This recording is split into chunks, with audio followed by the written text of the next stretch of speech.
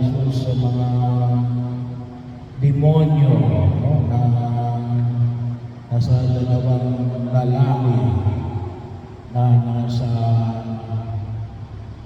libingan ng Gadanero. So, bahagi ho na nagpapahayag na una ang katotohanan at katutayuan ng kasamaan ng demonyo, ng kahirapan, ng sakit, na kung tawagin natin ay evil, bahagi ng daigdig na ito na tayo ay hinaharap ng katotohanan. Kaya dapat ay makita natin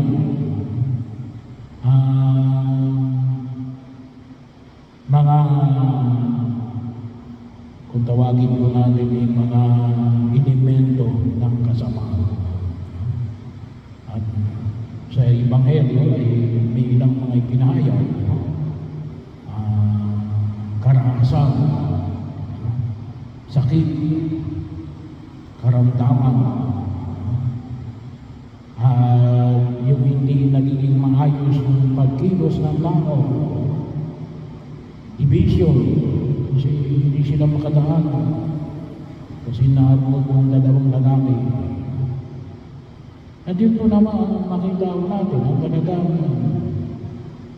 nawa ay maging ulan ng ating mga mata.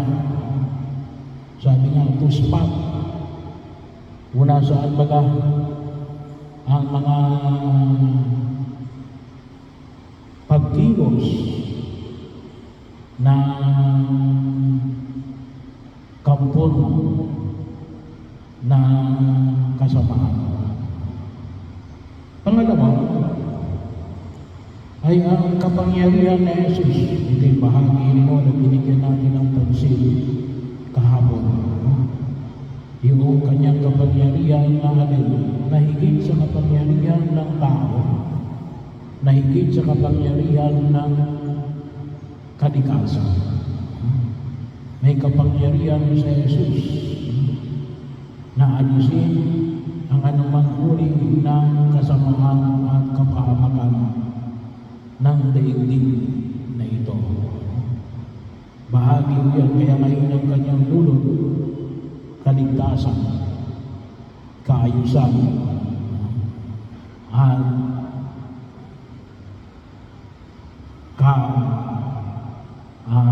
kalusugan. Lahat ng uri ng kabuuan ay nais siyang ibigay sa atin. Yun yung tulad ni Jesus. Kaya may nakita namin katulad nitong kahapon, na kaya niyang patigilin kahit na ang unos ng malakas na hangin at ng lagundong ng mga tubig, kasi siya'y may kapangyarihan. At makita natin dito na rin, pinalayas niya ang mga demonyo na siya'y umaalihan dito sa mga dalawang lalaki. Of course, may presyo yun. Bahagi yun, huwag natin kalimutan. At yung presyo nito ay, sabi nga natin, maraming bago. Pero anong sagot ng tao? Ang sagot ng tao ay hindi pananampalataya. Ang sagot ng tao ay tao. Tao. Bahagi yun na nawawag namin kalimutan yung binahayag sa banal na kasulatan na hindi pwede magkasama ng takot at ang pag-ibig. Ano? Hindi magiging perfecto yung ating pag-ibig kung magpapadala tayo sa tao. Ganon din sa ating pananampalataya. Ano? Ay pagpapahayag na kawalan ng pananampalataya. Bakit? Instead na manalig sila kay Jesus at ay ikatuwa na itong dalawang ito nakasama nila ay magiging kaakibat na nila sa paglago, ay ang nakita nila ay takot kasi nga